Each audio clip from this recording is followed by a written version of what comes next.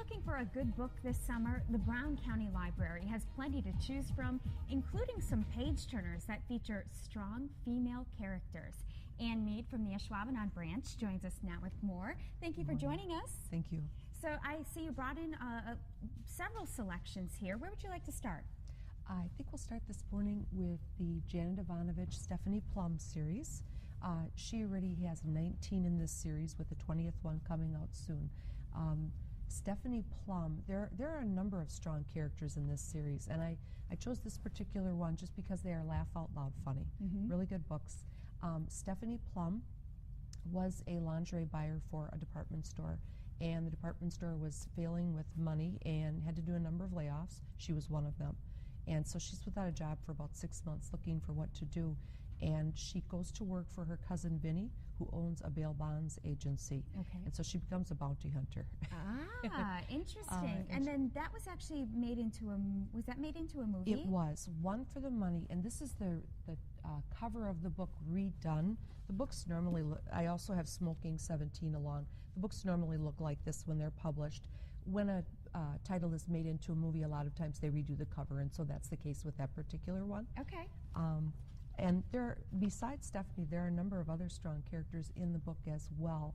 Grandma Major, her grandma is a hoot. She loves the fact that Stephanie is now a bounty hunter, and so she likes to live vicariously through her. Stephanie, of course, has different things that she needs for her tools of the trade. She has a gun, she's got the handcuffs, she's got pepper spray. Well, Grandma eventually gets a gun in one of the books too. Oh, jeez. Not a good thing. Yeah.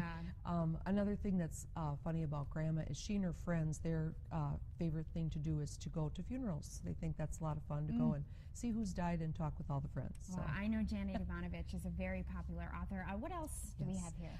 Another one that I brought along today is the #1 Ladies Detective Agency. In this particular one, the central character of the book, who owns her own ladies detective agency, is Ma Rawatswe, and Ma is MMA. It's a title of respect in Africa. She has her detective agency in Botswana, kind of like Mr. or Mrs. for us, that kind of a thing. Anyway, her father is near death, and he has a cattle farm, and tells her, take my cattle and sell it, use the money to get yourself started in a business. So she decides she's going to start the first ladies detective agency in Botswana.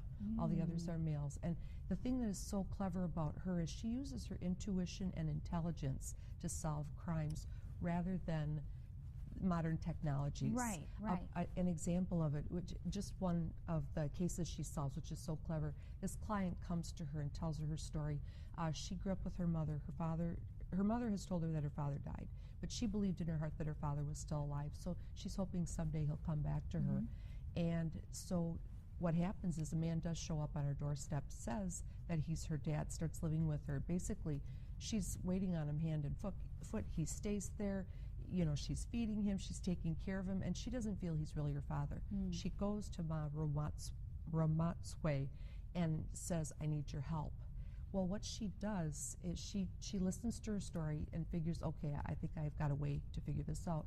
She borrows a nurse's uniform from a friend, goes to the house where the man is, and comes in a panic and says, oh my gosh, are you, this woman's dad?